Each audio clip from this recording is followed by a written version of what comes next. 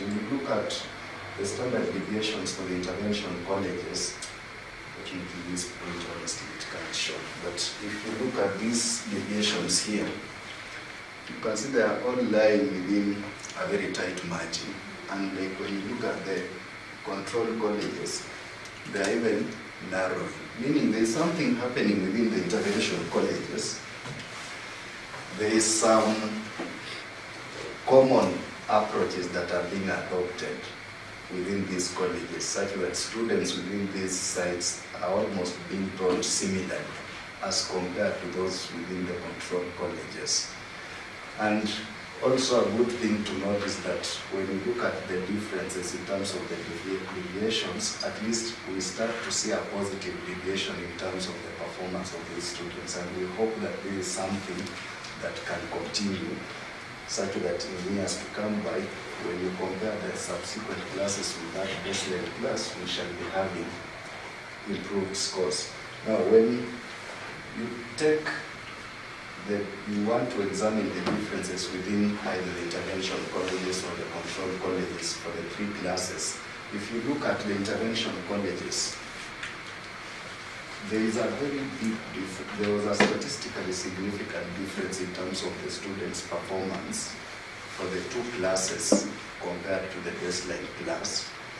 And when you look at the control colleges, the difference between the baseline class and the two subsequent classes is almost similar. Meaning that at least within the within the intervention colleges, there is an improvement that is happening, and we start to see some of these things based on the interventions that we have here. So what are we saying? As we've seen from the graphs, these interventions contributed to an improvement in terms of knowledge and skills for these educators. And this is the first of such a study within the country and within the literature that we've reviewed, that we've had a study looking at review of the curriculum, and immediately after that you follow up the educators to see if there's any improvement in terms of what they are being taught. And these results have also triggered a development of a CPD program where we are saying educators need a sustained program where they can have access to this updated teaching content and even also the skills. And in conclusion, we are saying that training alone is not sufficient to maintain the competencies of educators. If you add mentoring to that aspect, then we are likely to achieve some better results with our educators. Thank you so much. Thank you very much. Thank you very much, Duncan. Please, if you have questions, note them so that we'll discuss at the time for discussion. So now we're calling on Peter to do a presentation. And please just note your questions, then we will be able to discuss during the time allocated for discussion. Thank you, Peter. Maybe you can introduce yourself for the sake of those who came late. Okay. Good morning. Good morning. My name is Peter Nabikove. I'm from Masinde University, School of Nursing in Afrika. I think my colleague can also introduce herself, then we proceed. I'm a colleague from KMTC who joined late. Introduction, then we proceed. Good morning. Morning. I'm Kathleen Wall from KMTC. Good. So, I would like just to continue from where Dan has actually left, that indeed we've had at least a number of work being done in the PreService Workstream. And we also want to just ask ourselves, what has happened in the universities? Because I know what is being presented is entirely the KMTC. Not much has been done in the university, but we have something that we can actually share and see if at all we can actually build on it. So there is a study, a research output that was done on improving midwifery educators' capacity to teach emergency obstetrics and newborn care in Kenya universities, and this was actually a pre and post study. And this kind of study, as we speak, has been done and actually has been published in the BMC, as you can see, and you can see the unlisted who have been able as the authors. And the beauty of this is that they have been drawn from various institutions. That is, we have, at least from LSTM, we have a team from, that was the University of Nairobi, Masida Muliro, we have NCK, we have Moi University, we have the ministry, and we also even have likes of UNFPA, Curtis of Dan, and also the team from LSTM in UK. So then, this is going to be our outline. That is, I would like to discuss the background, the methods that were used, the results, conclusion, and acknowledgement. There's quite a lot that Dan mentioned in the background for the other kind of work that he was able to do. And it's actually evident that with quality midwifery education, it has a strong correlation with the kind of care that we provide to the women and the children. And it's quite evident that when we do that, and we have a properly trained midwife with an enabling environment, it's quite certain that they are able to provide at least 90% of those essential, the sexual, reproductive, the maternal, newborn, and even adolescent healthcare interventions. So you can imagine, by simply having quality midwifery education, we train them properly, we give them an environment, then now they can easily just provide 90%. And by so doing so, that's why I was able to highlight that about 4.5 million mothers and babies are going to be saved by the year 2035. And see, that's very significant. That's why we have to put a lot of emphasis in that kind of background there. Then it's also evident that midwifery education and training in our low and middle income countries is actually grossly underinvested. And actually this explains why you would see a lot of interventions coming from various stakeholders to see how can we improve on this.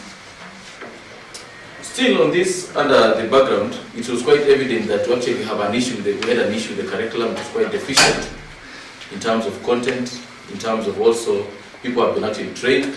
Then also there was that lack of connection of midwifery educators in terms of with the clinical practice, and actually that has actually come out in various kind of studies that we have been able to look at. And they also lack the opportunities to be able to just even update their knowledge and even the skills. And of course, what was also quite evident was that we are more confident with the theoretical classroom teaching. And I think that has been also very evident even in the previous presentation. It's also very important for us to take note that midwives, when they are trained properly with the enabling environment, they are able to provide all the basic signal functions. They can provide all those basic signal functions. When we talk about signal functions, talk about they're able to they're able to parenteral oxytocics, they can give parenteral anticonvulsants, they can do bag and mask, they can be able to do manual vacuum aspiration. So they can be able to do all that so long as they're given proper training and enabling environment. Now it is at this backdrop that now NCK reviewed and updated the Bachelor of Science Nursing syllabus, and they did integrate the EMOC component. Now, it is from this that now this study was actually now, we had this kind of research, just basically evaluate the capacity of these university midwifery lecturers to deliver this competency-based EMOC training within the pre-service curriculum for nurses and midwives. Now, just to go into the study itself, the methods that were actually used was actually a quasi-experimental. Basically, you see from your understanding, basically we did not do the issue of now the randomization, but now we're able to employ the intervention. The intervention that was actually employed in this case was training on EMOC within the updated pre-service curriculum for the degree nurses and midwives. Just trying to see whatever is happening in the diploma, can we also try to replicate also at the university level. The period of training, as highlighted, we talk about 31st January to at least 30 February 2022, and of course we reached out to 30 lecturers. And it's important to note that one of the lecturers did not actually finish the kind of training because of other engagements at the workplace. So we'll end up having at least 29 that we were actually able to focus on. The universities that were reached were 27 in number, and they were drawn from both public, private, and also faith-based, which is very important. You see now, it's trying to look at the entire picture. And what is it that was done? We had a number of assessments that were conducted. The first one being the issue of knowledge. And of course, we're just trying to actually give them online 20 MCQ questions, but those MCQs are actually on the EMOC EMOC skills and also the issue of teaching skills, because we want to see the two, how they've been actually implemented. Then we also had the issue of the OSCE. And in terms of OSCE, we were actually focusing on skills, and the skills we looked at was maternal shoulder dystocia and also newborn resuscitation. We want to look at the mother and also look at the baby. And of course, the focus why on shoulder dystocia is that looking at the complexity, the complications that actually normally arise with this kind of complication.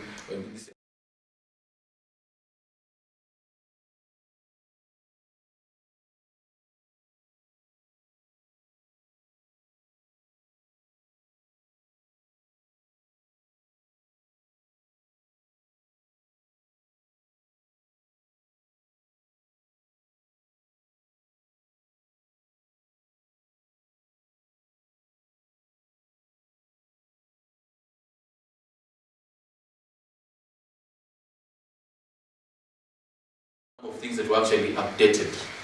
Inclusion of respectful maternity care. We also looked at the issue of now ESPA, communication using the ESPA. ESPA meaning that's now the issue of situation, the background, assessment, then also the issue of recommendation. Then there's that kind of tool. Then the other bit is maternal early obstetrics warning scope, the issue of MUSE and charts, and also the WHO surgical safety checklist, and also the introduction of the MPDSR in that kind of curriculum. Now that's actually the inclusion that we felt like it's very important actually. Of course, after the review, it was actually also incorporated. Then we also selected a number of skills, obstetric emergency skills, and also looked at some of the teaching skills that are very important. And we just want to see, is the lecturer, what kind of methodology are they going to use to deliver their content? And we also did assess how they were able to provide effective feedback.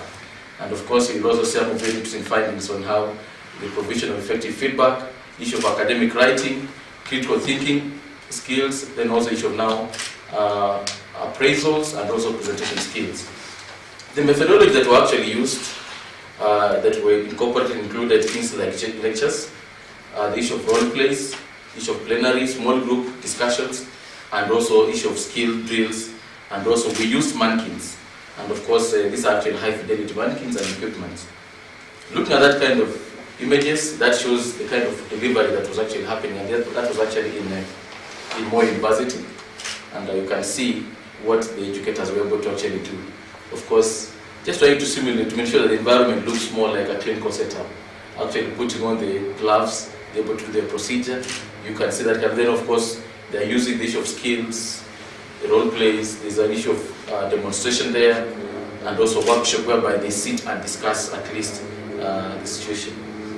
The results that we can just be able to highlight, we looked at the issue of learners active, lecturers' active involvement in teaching. The question that was actually posed at that point is, when did you last teach midwifery class? And of course, out of the 29, you can see 22 of them were able to just say that actually in less than 1 month we have been able to be in a midwifery class. Then of course, quite a number, of course, one pointed out that it's between 1 to 3 months, then the others between 3 to 6 months. But quite a significant number were able to point out that actually they have been just been in class. So that's actually significant for us to take note of that.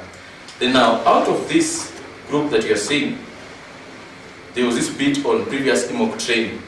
And it's very important that when we look at this, we also just try to reflect on what was happening in the other presentation for the diploma. You see that now, this one, out of the 29, only 11 had actually attended the previous EMOC training. And these are actually the universities. So meaning that compared to our brothers and sisters at the KMTC, they have done fairly better. And like now, us at the university level, whereby a very low number of 11 out of those who came, and out of the 11 who actually say they were trained in EMOC, we're talking about 10 of them, they talked about having been trained 2 years ago. Meaning that again, they were due for another refresher. And then one cited that less than 6 months. I saw that now maybe at that point in time, we don't actually really go into and find out exactly what prompted this one person to go for this kind of training. But that is very significant to us as we look at this. The other finding then, change in knowledge and skills on delivery of EMOC enhanced curriculum. Looking at it, the issue of knowledge evaluation, before training, then after training. You take note that actually there was some, look at the improvement in the issue of knowledge, there was an improvement, looking at their mean scores, then also the issue of the resuscitation, resuscitation, and also the shoulder distortion. And looking at it from even assessment, both in all the knowledge and also skills, there was some significant improvement, meaning that actually that we came in at a particular level whereby we had some gaps, and of course after that kind of training, it improved, it really brought about significant improvement. Still, in terms of confidence in how to use some of the methodologies that we normally like, you could see that the lecture as a methodology is actually rating highly, because it's like our bread and butter. It's something we do daily, and you can see when the way the scores are from 79 to 90, meaning that actually we're actually with it. But the others that they had less confidence was the issue of simulation and use of scenarios, meaning that they were a bit not so confident on how to use that. And of course, you look at small group discussion, that also tells you that quite a number of us prefer those group discussions, group work. Then the other bit is also how we give feedback, probably during our evaluation whenever we go to see learners. But there was a lot of significant improvement on how their confidence in using the issue of scenarios and simulation, which we feel like it can actually improve how you actually be able to do what you're teaching within that kind of setting. So if you make it more of a diversity, then actually you enrich your teaching. So basically, with this kind of study, we looked at just a number of those few aspects there, which are very significant in this kind of study. Then those are some of the participants' reactions after the training.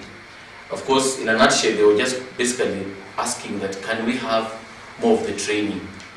And this can be organized by either our respective institutions and also the regulatory bodies also come put in a mechanism. The other bit that was also being raised from this reaction is that, can we have the similar approach cross-cutting other kind of units, also other fields that we actually train our learners, even in med-surg, these other fields, because we can adopt a similar approach. Then the other bit that also came up was that we try to increase the number of lecturers to be trained by our respective universities can be more significant. Then training, so the bit of training is very significant, and let's increase the number. The more we increase the number, we have a critical mass, and we can be able to train our learners. It's very important. So then, on the issue of conclusion and recommendation, because we have a whole, that publication has been made, which you can always just have a look at it. There are things that you can be able to, in terms of conclusion, training actually improved midwifery lecturers' knowledge and skills in EMOC and also teaching skills. We just want to see, can we make it better, how we do it. Then again, training improved the issue of confidence when you use those other teaching methodologies like the simulations, the scenarios, and I think wherever you're sitting, I know how you normally do your thing. I know some of us prefer particular methodologies, but we want at least to have a diversity. The other thing is that there's need for us to cascade the capacity building for more midwifery lecturers in the universities, and I think that one you can actually see the way it's more evident. Then need for refresher training. For those that actually trained 2 years ago, can we have at least a refresher training? Including my friend like Levi, can we have a refresher? It's just trying to point out. Then, of course, we are happy that the issue of CPD points from the NCK is coming in to really support, to ensure that at least we as educators, we actually do more. The other thing is, I know this is very contentious, but it's just actually a recommendation, that there is need for midwifery lecturers to have mandatory clinical attachment hours to the teaching and also referral hospitals to enhance the skills practice. So that at the end of the day, your learners don't tell you, actually, we got something from the clinical area which is more recent. Then you're asking, what is this more, which is more recent? Because we just need to see how this can be realized. And the best way, our suggestion would be that the Nursing Council, in relationship with our institutions and our other regulatory partners, to see how this can be realized, to ensure that, me and even Dr. Chalgan, feel the need of actually going to the clinical for placement to just sharpen our respective skills. And by so doing that, we're going to do better. So this was just an eye-opener to the university. We may not have done quite much, but just see what is happening in the universities and see how can we get better and improve how we do our thing. Otherwise, that's how we have to acknowledge the partners for making this happen, the ones that have been listed for playing a very crucial role to have this research output. Otherwise, thank you so much. And I'm sure we are getting something to help us better our teaching. Thank you. Thank you very much. Thank you, Peter. I'm so happy that this has come out. We were part of the team who were in that as students, and it was wonderful. This is what we need because it was clearly those skills most of us have been trained, those who have been trained, 11, included some of us in this room, I don't want to say who and who, but it was more than 2 years back. So we really need this retraining, and I want to believe the 2 years that we will be required of by Nursing Council to ensure that our skills are updated will go a long way in helping us prepare our students. Thank you, Peter, for such a great work. Please note the questions and we will be able to discuss. And now we're coming back again to Duncan to tell us about what are the perspectives of the impact of COVID on midwifery training. And it is early impact because really COVID is still yet to, most of the effects are yet to be seen, but there are those other things that have come up. And so Duncan, please take on the stage. Thank you so much, Dr. Chelagat. I don't know whether any of you is experiencing challenges with the internet. Yes, there is. There is. Yes. Unfortunately, I have some snack here for you.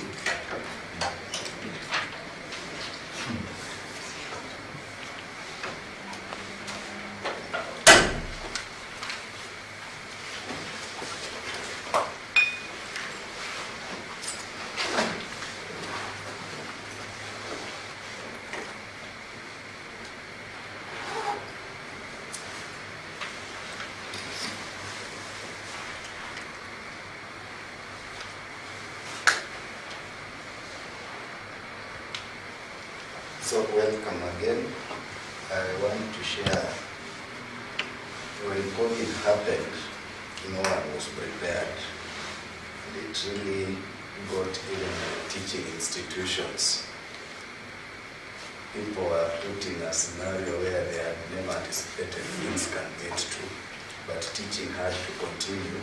Students had to get the expected competencies without excuses. One that is Corona, because when they go out to practice, they never identify themselves that we are the Corona healthcare workers. You would expect that when you visit, these people will be able to provide services to you.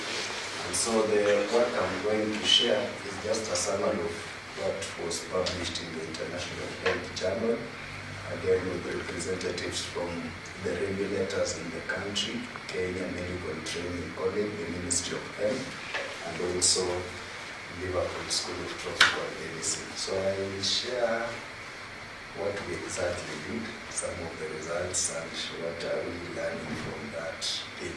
So as I've already mentioned, no one expected COVID, but when it came with so many disruptions to the teaching fraternity, and not just the teaching fraternity, even the containment measures that were put in place at that time, including closure of schools.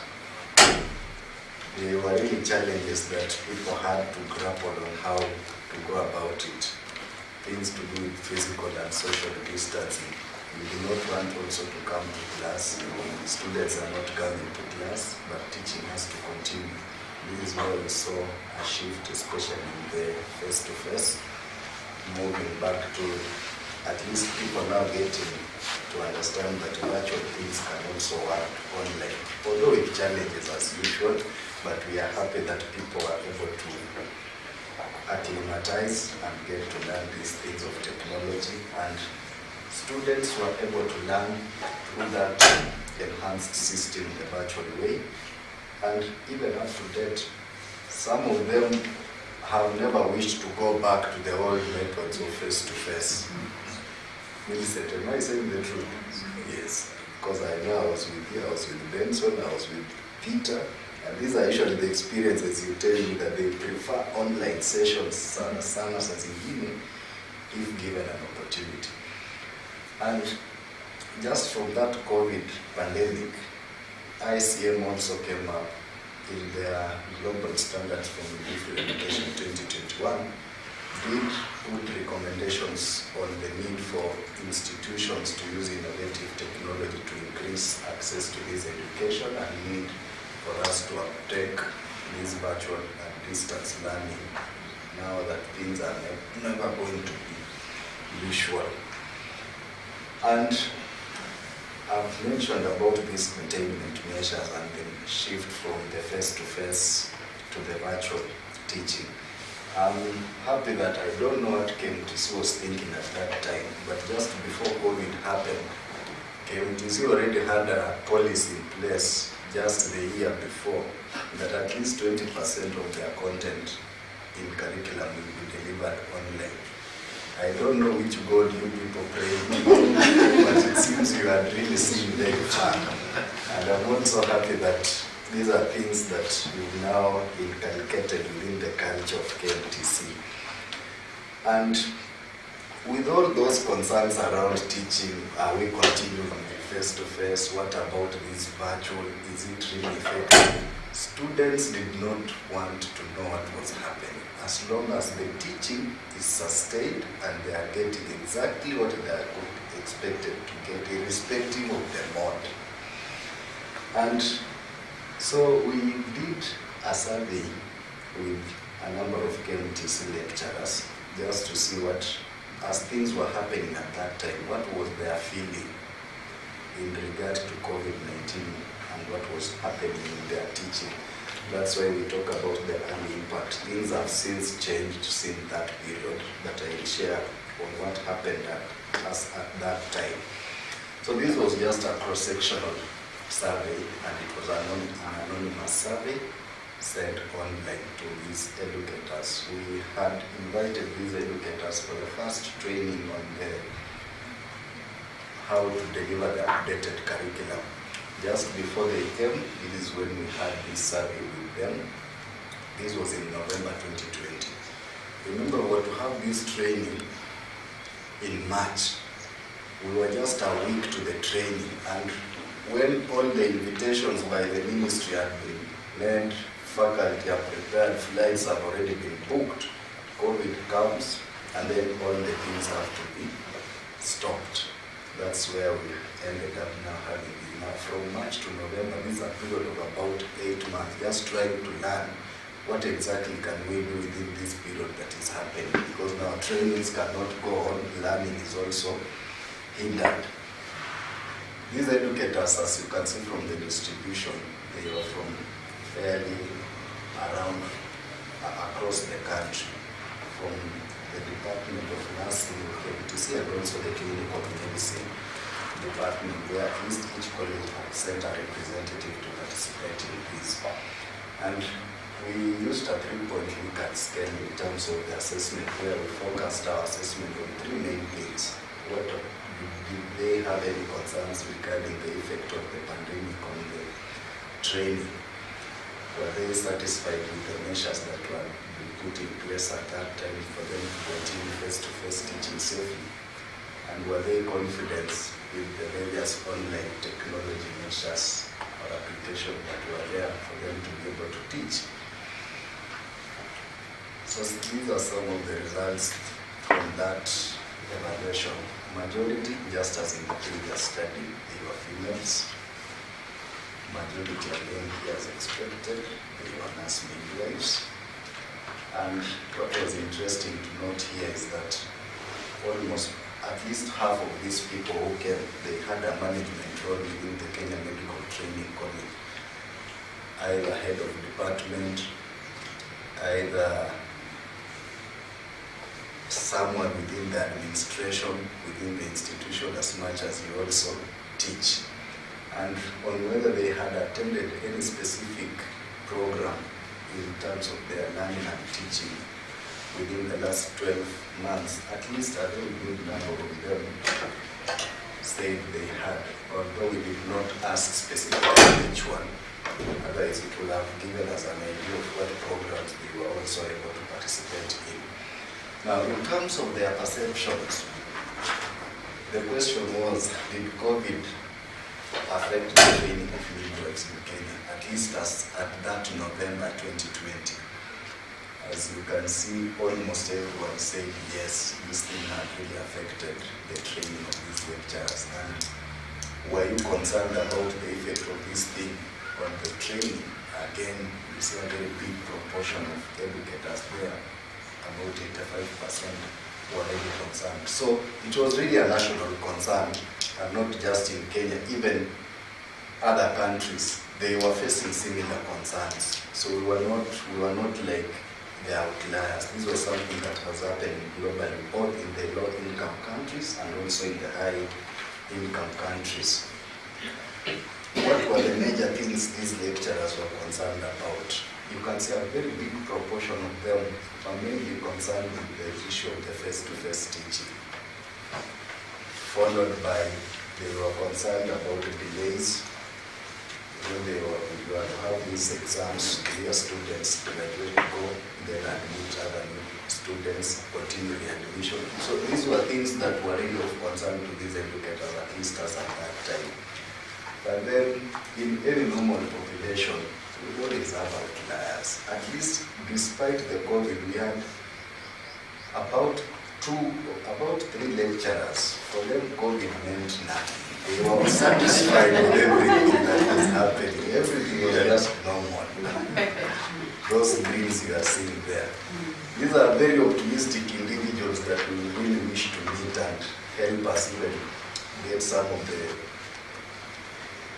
solutions to problems. Whatever we think are problems, to these guys, these are not problems at all. And we really wish if we can get some of them just to share with us how they perceive some of the things we see around.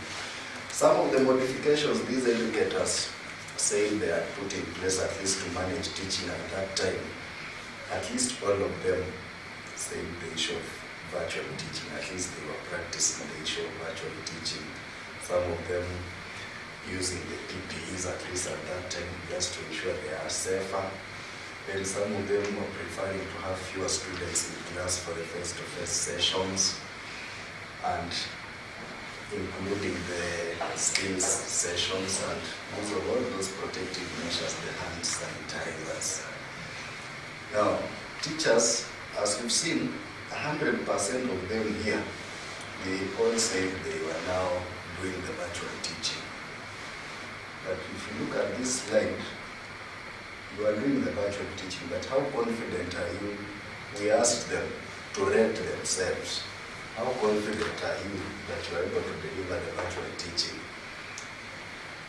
Over half of these educators were just somehow confident. They were not very confident. And this was normal because this was really something new, so people were getting just to learn. But then a good number of them also, about 41%, they were extremely confident. But we will see in another study that will be shared by Millicent Kabir, we will see what was happening to us. And then there's also this group that believes that now there's this virtual teaching here. Whatever this thing has to do with me, maybe a virtual teaching, that one individual there. In terms of these educators, whether they were satisfied with the measures that were in place at that time within Kenya Medical Training College to continue teaching face-to-face safely, again, it was somehow trauma here.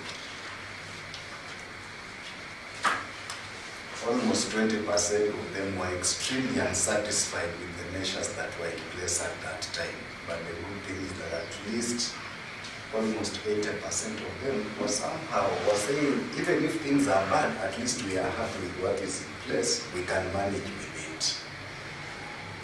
Only, again, a small proportion of these they were extremely satisfied. Everything was working very well. Even when their colleagues are saying things are not working for them, they are feeling very good. The last thing here is whether they had received any training to implement the modifications that were in place to provide this effective teaching and learning. 3/4 of these educators said yes, which is really a very good thing that despite the pandemic, at least the institution was able to provide some support to the educators for them just to feel very safe, cared for, so that they can continue teaching the students as will be expected. And therefore, what we are learning from these results is that there was really a major shift in terms of the teaching methodologies from the face-to-face and now to the virtual teaching, as much as the pandemic was concerned. And it is from this pandemic, people now had to learn about the use of the blended approach, where you have some components delivered theoretically and some components delivered through online.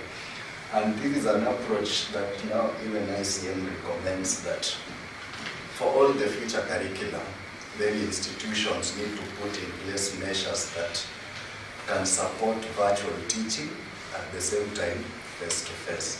And we believe KMTC had already integrated these e-learning platforms within their curriculum, and we hope that this was just an eye-opener for even more innovative approaches in terms of maximizing the learning experiences of the students due to the pandemic and also in days now to come. Because now COVID taught us many things and we will never go back to where we used to be before.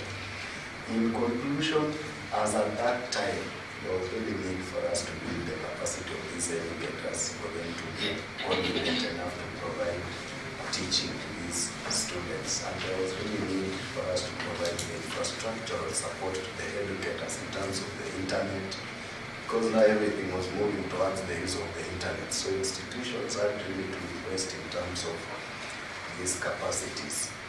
And not just the internet, but also the technical support. And this is where STM came in and also supported the lecturers within the Kenya Medical Training College just to be able to deliver this online teaching. Some of the members who are part of the faculty are also here, so if I'm lying, they are right here. And we will see from the results that Millicent will also be sharing. And then this study also provided us an opportunity for just planning ahead and ensuring that we can be able to mitigate against any barriers, either teacher barriers or student barriers, in terms of promoting a curriculum that can be pandemic resistant, where when if supposing another one was to come that looks like COVID, where all those containment measures are in place, are we able to manage? So this is a study that has helped us also to think ahead and put in place measures that can support learning irrespective of any pandemic. Thank you so much. Yes, let's give a clap. Thank you very, very much, Duncan. All of us who are here to learn how to translate to virtual teaching. Even those of us who were born before computers, the BBC, we had to learn. And therefore, among the many positive things that came up during COVID-19 was we can teach our students from wherever. But yet, midwifery is also hands-on. So we cannot go full-time into virtual. We must have face-to-face. But there are also other modifications where we can learn technologically and then have final hands-on. And therefore, we appreciate the presentation. And I want to believe all institutions have gone virtual. And actually, we are getting into a virtual nation. So after government activities will be accessed virtually. So there is no excuse. So may I request the panelists to come here, come take your seat at Umbele? Dr. Taylor, Yes. I had mentioned a snack to this team. Okay. All right. We've spoken so long with Peter. Yeah. And we also we should find out whether we were speaking or we were singing. Okay. So, just go to your phone. For those who attended these sessions before, know how we usually do the thing. But if you are new, these are the instructions here. Open, go to your browser. Once you get to the browser, just type in menti.com.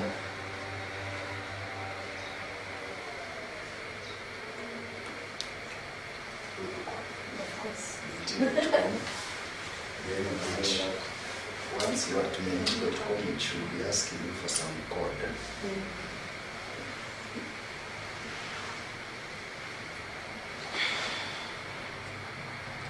Asking for some code. There is a code here. Enter this code here, 1787. Excuse me, sorry. Are you using Wi-Fi or personal? The internet is... The internet is not working. You can use your personal. The personal is not working in here. It is not working. But the one for the hotel is working. No, Do you have the password? no password. So There's no password, but I don't know, it's not working for me. It's not reloading. It's in the next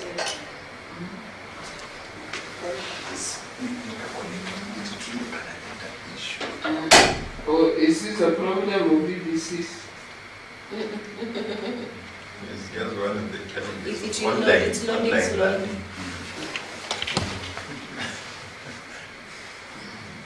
But the code only was written for it.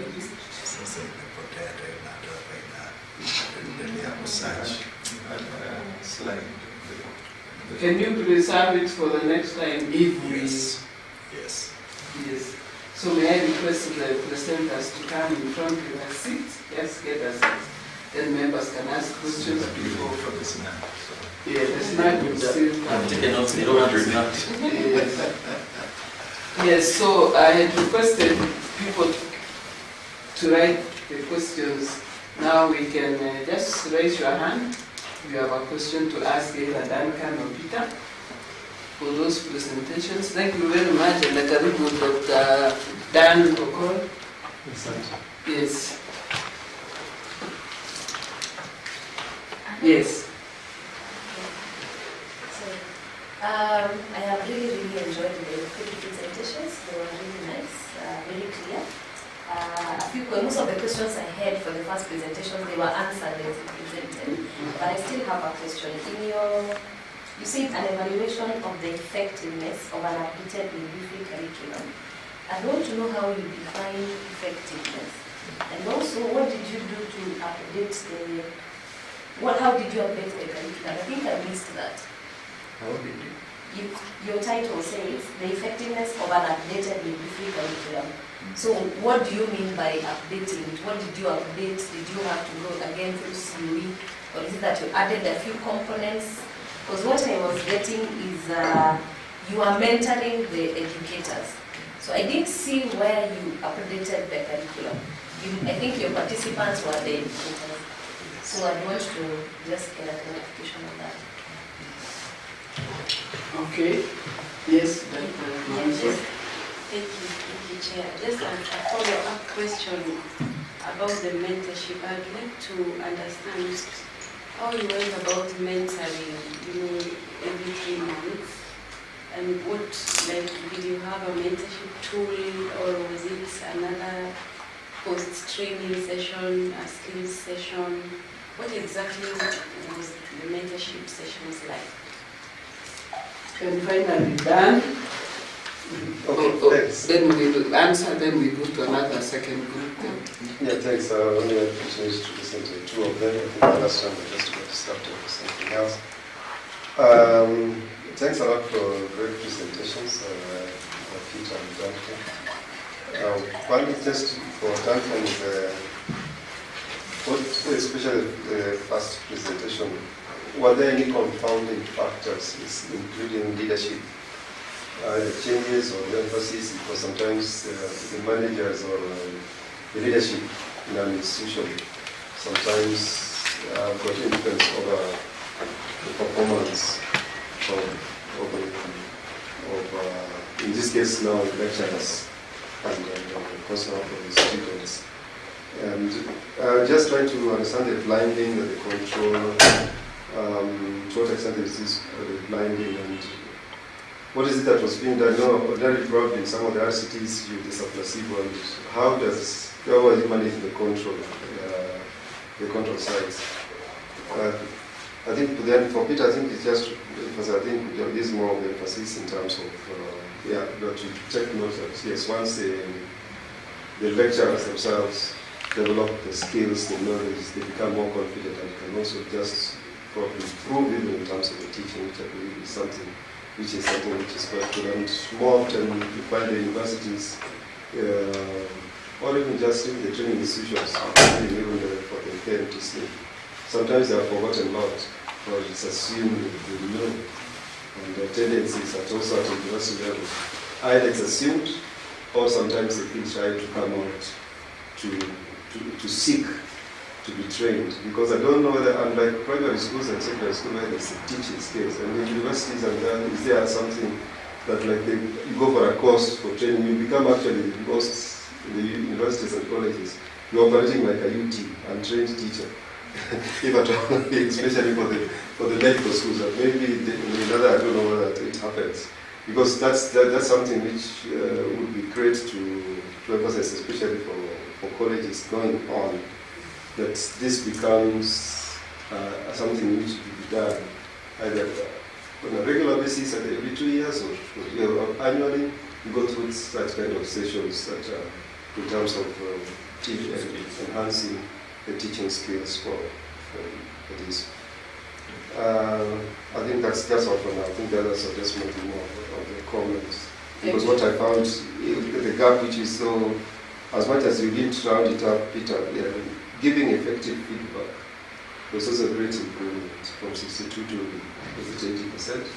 Yeah, I think that which is also quite good, because maybe we lecturers are on this side, and also just down it all, and probably unless somebody seeks, or they may not be effective. I don't know how that's get back to that question of effective feedback, the measurement of it, but it's something which is also quite a good improvement. Yeah. Thank you very much, Dr. Let's give to the panelists to answer, and try to be as brief but give information, because time is not also on our side. Thank you so much. I start curriculum review. What was exactly done? I think I some time to explain what was exactly done within the curriculum at the KMTC, starting at the Nursing Council and then also at the KMTC level. So the main component that was being integrated within the curriculum was the EMOC component. Started at the Nursing Council level, then from the Nursing Council to the Kenya Medical Training College, led by the HOP here, and also Millicent, who is the coordinator for the EMOC. How effectiveness was measured. Now, assessing teaching in education can be measured using a framework.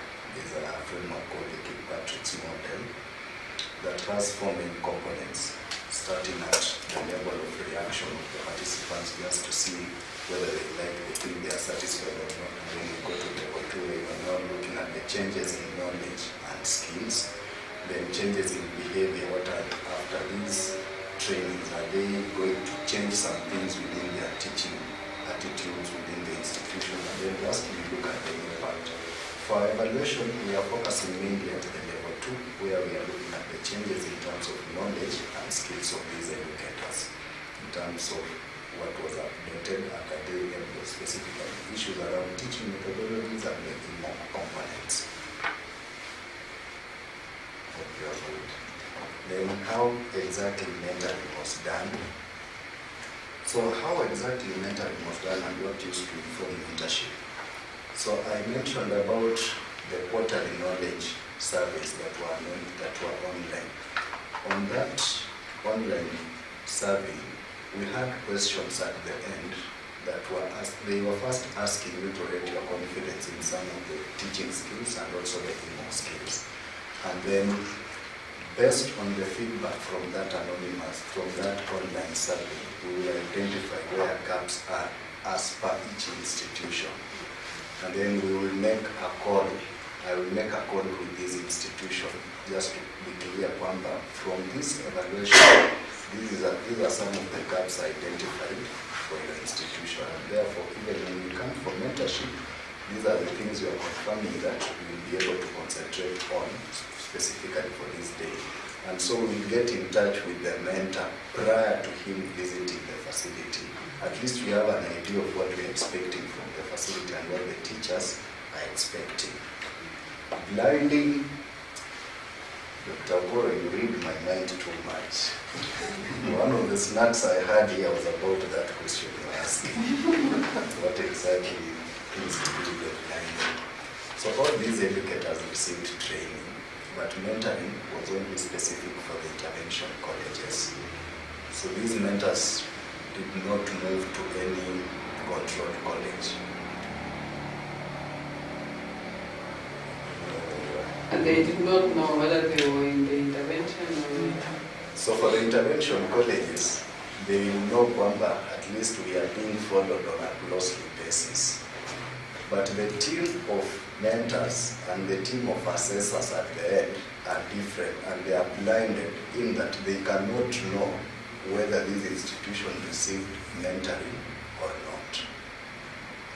Because supposing you participated in the mentorship of these educators, and then again we involve you to be part of the assessors at the end to see what has been happening, you will definitely know kwamba those that have been receiving mentorship, you are expecting, just normally you are expecting them somehow to be better maybe compared to the controls. And therefore it is critical for us to ensure that even the people who are going to assess these institutions do not know exactly what used to happen with them. That's why we had a blend of lecturers now from the clinical side, the universities, plus a few from the Kenya Medical Training Colleges to assist in these evaluations. Follow-up question on that. Yes. The assessors actually, that's one of the things. Were they rotating, or just if I went to this KMTCB or this college A, I will next quarter it's also seen. So the assessors at the end did not participate in the mentorship. The assessments are done at specific points for each of the college. Yes. So you do not even know the college you will go to. So it will be random also. Yes. Okay. I just request you come on this day, we are moving to this specific institution. Yeah. Thank you. Yes, Peter? Yeah, okay, thank you. I did have a direct question, but it's just a gentle comment from Dan about the issue of trying to ensure that we have at least that regular bit of training. And actually that's very significant from the presentation we've actually had. And just from the way he has been able to highlight is that for some reason, even my colleagues can confirm that university lecturers are normally left out in most of the engagements, like the trainings, like even kind of feedback. So unless now, that's why even in our previous meetings we've been able to suggest that indeed we need to change how things are done to have at least the most incorporated. There's that kind of assumption that, of course, all is going on well. That's why now you find that there's that kind of gap. But then the issue of now, again, effective feedback, I do want to agree that actually after that kind of talk, discussing how have they been doing it, then of course it's actually an approach that we want them actually to do in terms of provision of effective feedback, with some significant improvement. And of course, and this actually was actually seen. The only trouble that we see is that if actually we don't have a close follow-up, all these gains are normally lost. And that's what we just need to reiterate on. Thank you. I want to add something that some institutions like we do in Moi, our new lecturers and also students, because of our problem-based learning, we take them, although because of time and we have reduced, but actually you go through a process of our way of teaching, the problem-based learning. So we introduce the staff, we introduce the students, and from time to time we refresh. And I think it is a very key thing that really, because I'm good in midwifery, it's not a must that I'm able to teach somebody else. So we really need to be able to capacity build. Maybe two more so that we go for break. She had put her hand, so we come with her, then the three of you, and then that will be the end. I'm sorry, the time is not on our side. Thank you so much. I think I'm very pleased with the presentation. There's very good content. And I think on a lighter note, it seems like from both your studies, the nursing and midwifery field is sort of female dominated. I could see the proportions of females were higher. So maybe we need to encourage our boy child to get into the field as well. Yes. My main concern is from your presentation, Duncan, there is an issue with knowledge retention because there was a spike in performance post-training, but then that was just months. As time went by, the knowledge level went down. So I don't know, now that Peter was mentioning the issue of placement at the clinical level, would it be something the nursing council, I don't know whether they are the ones who are concerned, can take up these components and integrate them in the placement so that it is sort of routine. So the knowledge retention came out. Then the other thing I wanted to find out is, RCT, you said you did purposive selection of the participants. So I feel like that sort of makes it quasi-experimental and not an RCT. I don't know maybe whether it was a mistyping, but I was just wondering about that. Then I had something on blinding, but it has been addressed. Peter, on your presentation, you talked of there were a group that had not taught in the past 1 month. Maybe there was some people who had taught in the past 6 months. I don't know whether you attempted to target a specific group so that you can effectively assess the outcome after the intervention. Because if they have not been teaching, then how are we sure they were able to implement what you had at your intervention? Then I don't know whether you could be intending to do, or maybe there's someone in your team who has done regression analysis in the intervention, because we've seen how the intervention is affecting the output overall. But you see there are differential factors, like in your presentations I've seen there are people who are diploma, their level of education is higher diploma, the people who are DSc or masters. Could it be that this training is fit for a specific group and not just blanketly overall? So maybe a regression analysis would be able to tell us which group specifically benefits most from the training. I hope that is enough now. Yeah. Let me see if there's something that is. Yeah, I think that's. Thank you. Thank Benson. Yeah, I captured my questions and just focus on one specifically. Although it's cutting across many things, and it's about the change, the finding that there was low knowledge. The knowledge was higher compared to the skills among the educators, which was seen in the findings. Now, that has also been found even in other studies, which is true. Now, if you link that finding with what was done in the performance of students during exams, okay, the final exams. Now, how do we rate the two? Because there is the skills, and remember the students learn through knowledge, of course, the classes, and also in the skills. And predominantly, the midwives learn through preceptorship, which likely occurs also in the clinical areas.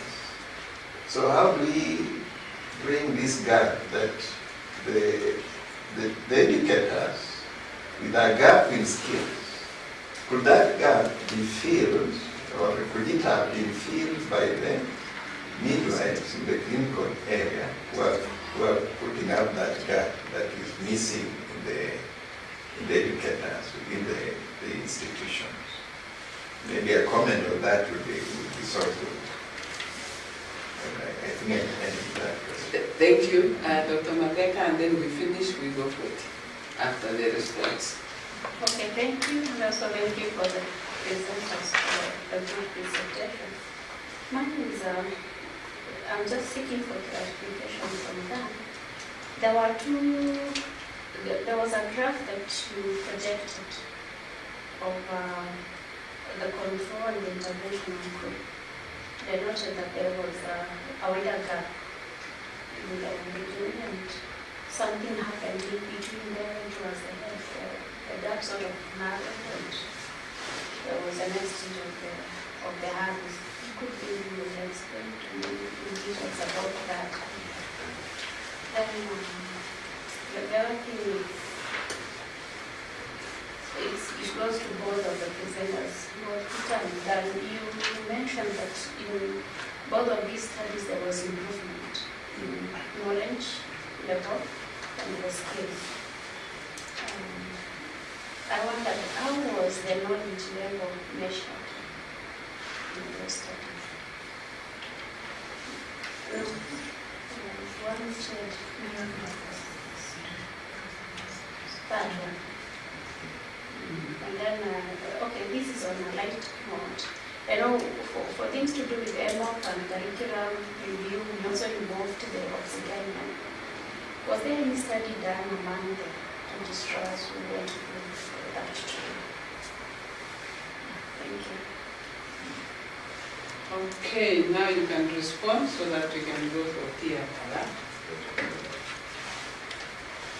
Usually what I forgot to tell you is that I reminded him be eager, but I was still under prescription not to be taking hard questions.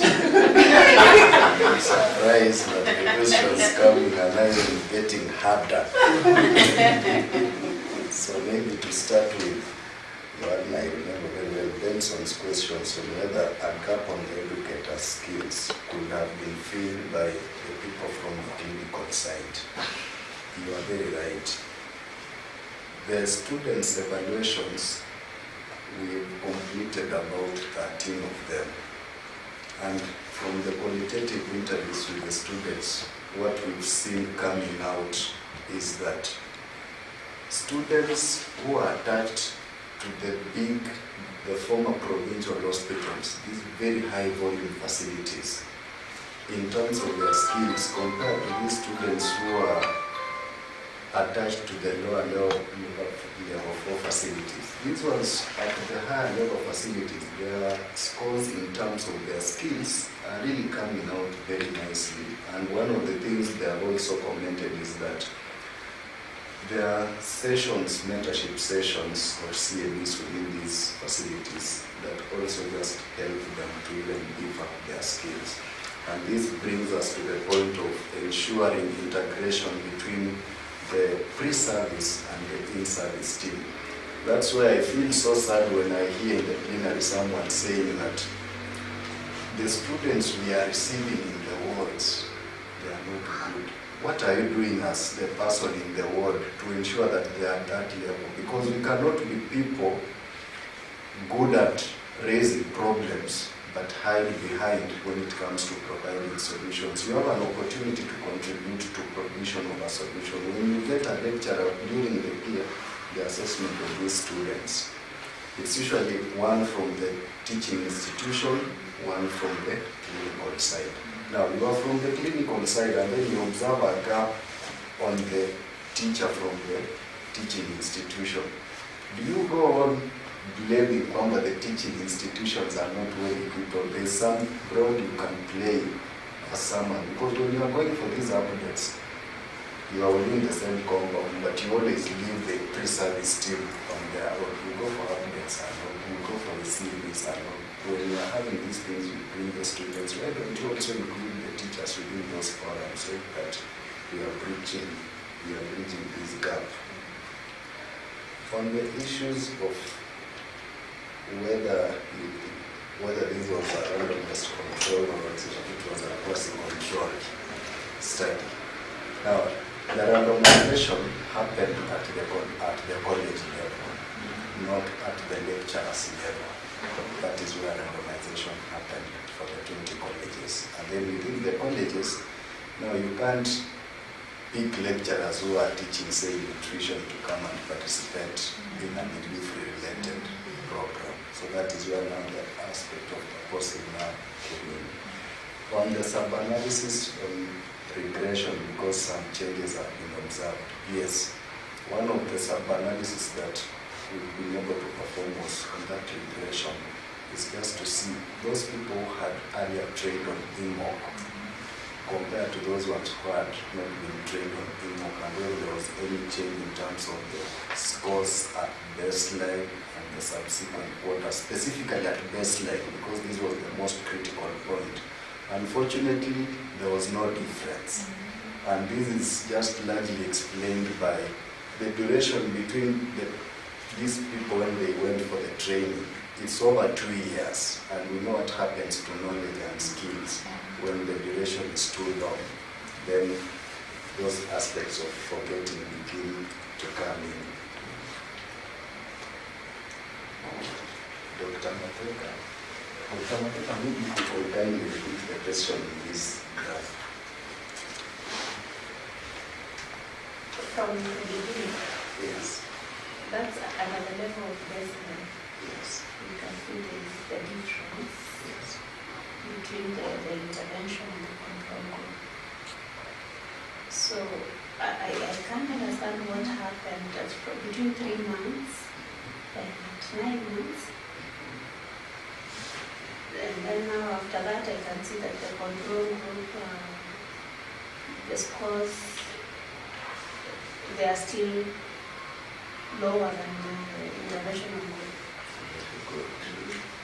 Yes, this is something that we also thought about.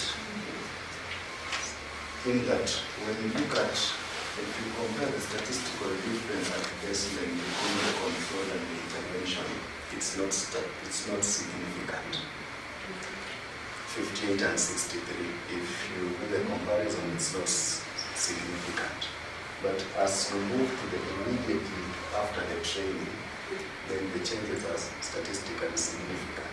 And then from the post-training onwards, the differences are not statistically significant. And even when you compare the differences between the scores between the intervention and the controls for this point, you know, there are specific points that were also causing a headache to understand. For instance, look at this point here at 6 months.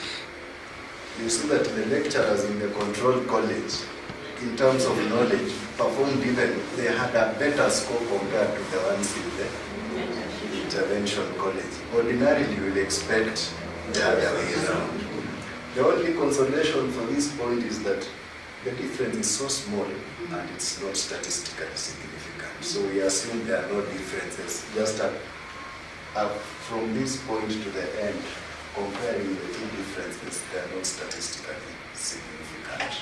So does that imply that the intervention do not have a major impact from what we are seeing? The intervention has had a major impact on the training, has had a major impact on the knowledge just before, just after the training. But the mentoring aspect has had a major impact on the teaching skills and not the knowledge. Yeah. Now I get it. Thank you. Even at 12 months, do not statistically significant? No. It's just within. Okay, thank you, colleagues. We can continue discussing during tea break. Was there anything for Peter so that I we don't think get quite a number have been answered by them. But I just want to point out a few things. I think things like gender issue, you have an answer. Just like well, by now, mostly nursing from inception, it was entirely female dominated. That explains why we still have that bit of it. That's why even again it translates. But I know over time, that's an issue that it's more of a population issue. But I know we'll be able to solve that clearly over time. About the issue of teaching, those that are actually, they were not able to respond whether they were able to teach for the last 1 month. The reason was that some were in other fields. Let's say maybe they were either medical, surgical nurse, they are doing some other fields. They were not entirely teaching, working as midwifery lecturers, but they have been teaching in other lines, maybe like research But it's not that the only thing that they pointed out, they were not actually able to teach midwifery at that point in time, but they were teaching other areas. Then on the other bit of training, whether the training was fit for a specific group, the training was actually, it's fit for the group that was actually trained.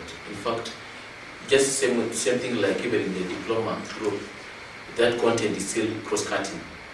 The only thing that we were able to actually incorporate in this is to assess other aspects like academic writing, like issue of appraisal, which actually now are being actually done at the issue of the university level. So we felt like actually that training was actually fit for the group. Things like EMOC skills are cross-cutting and actually going by even the national guidelines, that anybody who is able to actually serve as a healthcare provider, in particular a nurse or midwife, they are supposed to be trained through that minimum package. So actually the training was fit for that group. Then the other bit of regression analysis, that's an issue that we may need to think about it and actually see how we can actually evaluate maybe in the near future. Thank you very much. Can we give them a clap? And from here, colleagues, we go for tea where we were taking tea down there. Let's try to